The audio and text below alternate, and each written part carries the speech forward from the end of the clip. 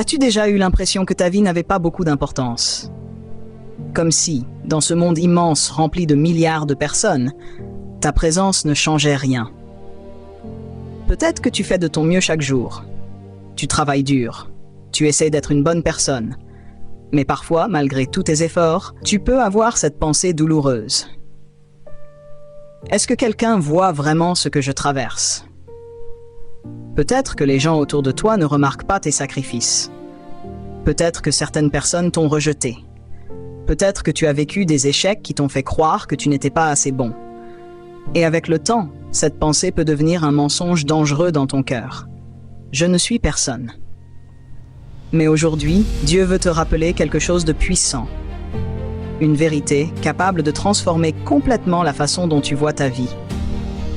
La Bible déclare dans Éphésiens 2, 10 « Car nous sommes son ouvrage, ayant été créés en Jésus-Christ pour de bonnes œuvres, que Dieu a préparées d'avance afin que nous les pratiquions. » Arrête-toi un instant et réfléchis à ces mots. Tu es l'ouvrage de Dieu. Cela signifie que ta vie n'est pas un accident. Tu n'es pas né par hasard. Le Dieu qui a créé les galaxies, le Dieu qui a placé les étoiles dans le ciel, le Dieu qui a formé les océans et les montagnes, ce même Dieu a pris le temps de te créer toi. Et cela signifie quelque chose d'extraordinaire. Tu n'es pas n'importe qui aux yeux de Dieu. Dans notre monde, beaucoup de gens passent leur vie à chercher leur valeur. Certains la cherchent dans l'argent, d'autres la cherchent dans la réussite professionnelle. D'autres encore cherchent l'approbation des autres. Ils pensent que s'ils deviennent assez riches, assez populaires ou assez admirés, alors ils auront enfin de la valeur. Mais la vérité est que la valeur d'une personne ne vient pas de ces choses. Ta valeur ne dépend pas de ce que tu possèdes. Ta valeur ne dépend pas de ce que les gens pensent de toi. Ta valeur vient de Dieu. La Bible nous rappelle dans Psaume 139, 14 « Je te loue de ce que je suis une créature si merveilleuse ». Cela signifie que ta vie est une création intentionnelle. Dieu ne crée pas des vies sans raison. Chaque personne qu'il crée a une valeur. Chaque personne qu'il crée a un but. Avant même que tu sois né, Dieu te connaissait.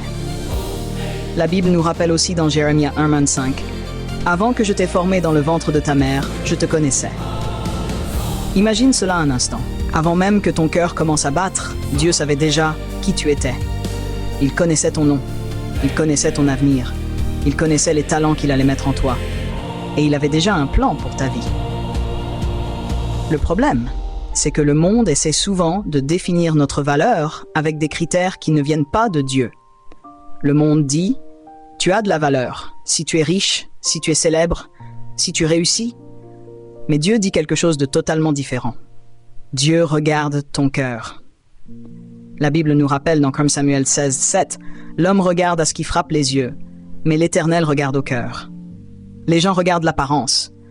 Ils regardent les diplômes. Ils regardent la popularité. Mais Dieu regarde quelque chose de beaucoup plus profond. Il regarde ta fond cœur. Il voit ta sincérité. Il voit tes combats. Et même quand personne ne remarque tes efforts, Dieu les voit. Peut-être que tu as l'impression que personne ne te remarque. Peut-être que tu fais beaucoup d'efforts dans ta famille, dans ton travail, dans ta vie quotidienne, mais personne ne te dit merci. Personne ne reconnaît ce que tu fais. Mais écoute bien ceci. Dieu voit ce que les autres ne voient pas. Il voit les sacrifices que tu fais. Il voit les prières que tu fais en silence. Il voit les moments où tu continues d'avancer, même quand tu es fatigué. La Bible dit dans Psaume 56, 8 « Tu as compté les pas de ma vie errante. Recueille mes larmes dans ton outre. » Cela signifie que Dieu voit chaque larme, chaque moment de douleur, chaque moment où tu as cru que tu étais seul. Rien de tout cela n'est invisible pour Dieu. La Bible nous donne une histoire incroyable qui montre comment Dieu voit les gens différemment du monde. C'est l'histoire de David. À l'époque, le prophète Samuel avait reçu une mission de Dieu. Il devait choisir le futur roi d'Israël. Samuel se rendit dans la maison d'un homme nommé Jessé. Jessé avait plusieurs fils. Ils étaient forts, impressionnants, respectés. Lorsque Samuel les vit, il pensa immédiatement que l'un d'eux devait être le futur roi.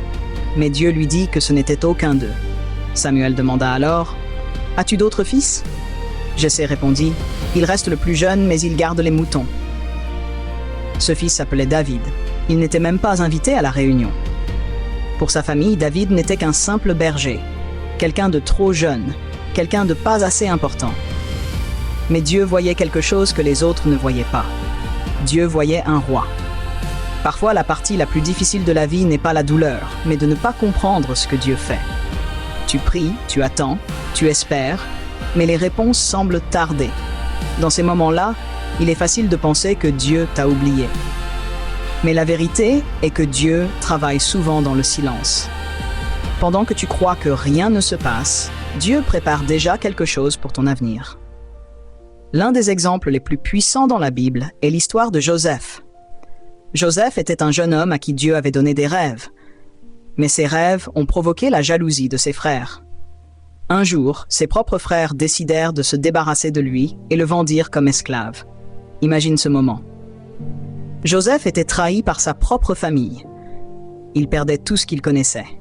Il aurait pu penser que sa vie était finie. Mais Dieu n'avait pas abandonné Joseph. Même dans l'esclavage, Dieu était avec lui. Pourtant, il fut plus tard accusé injustement et jeté en prison. Des années passèrent, mais Dieu travaillait encore. Un jour, à cause d'un rêve du pharaon que personne ne pouvait expliquer, Joseph fut appelé hors de prison. Et soudainement, tout changea. En un seul jour, Joseph passa de prisonnier à gouverneur de l'Égypte. La Bible nous rappelle dans Genèse 50, 20, « Vous aviez médité de me faire du mal. Dieu l'a changé en bien. » Il y a des batailles que personne autour de toi ne voit. Des inquiétudes que tu gardes en silence. Des nuits où tu te demandes si tu es assez fort pour continuer. Mais la Bible nous donne cette promesse dans Psaume 34, 18. « L'Éternel est près de ceux qui ont le cœur brisé. » Dans l'Évangile, il y a aussi l'histoire d'une femme qui souffrait depuis 12 ans. Elle vivait rejetée et invisible pour la société. Mais un jour, elle entendit parler de Jésus. Elle se dit « Si je peux seulement toucher son vêtement, je serai guérie. » Elle toucha le bord de son vêtement et fut immédiatement guérie. Jésus s'arrêta et demanda « Qui m'a touché ?» Dans une foule immense, Jésus avait remarqué une seule personne. Cette histoire se trouve dans Marc 5, 34.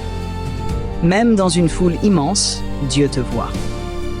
La Bible nous rappelle aussi dans Romains 8, 28, « Nous savons du reste que toute chose concourt au bien de ceux qui aiment Dieu. » Dieu peut utiliser toute chose pour le bien, même les erreurs, même les blessures, même les saisons difficiles.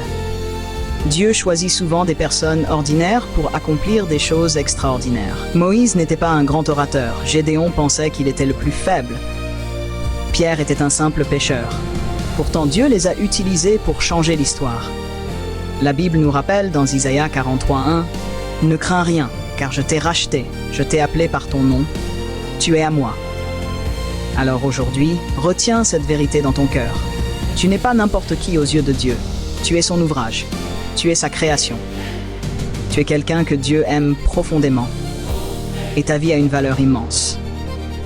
Si tu te sens découragé aujourd'hui, souviens-toi de ceci. Le Dieu qui a créé l'univers te connaît par ton nom. Il voit tes luttes, il voit tes efforts, il voit tes prières. Et même si tu ne vois pas encore la réponse, Dieu est déjà en train de travailler.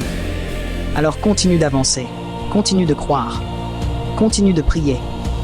Parce que Dieu n'a pas fini d'écrire ton histoire, Seigneur. Merci pour chaque personne qui écoute ce message. Tu vois leurs luttes et leurs inquiétudes. Rappelle-leur aujourd'hui qu'ils ne sont pas oubliés. Rappelle-leur qu'ils sont ton ouvrage. Donne-leur la force de continuer à avancer et remplis leur cœur de paix et d'espoir. Au nom de Jésus. Amen. Si ce message t'a encouragé aujourd'hui, écris dans les commentaires « Je suis l'œuvre de Dieu » et partage ce message avec quelqu'un qui a besoin d'entendre cette vérité aujourd'hui.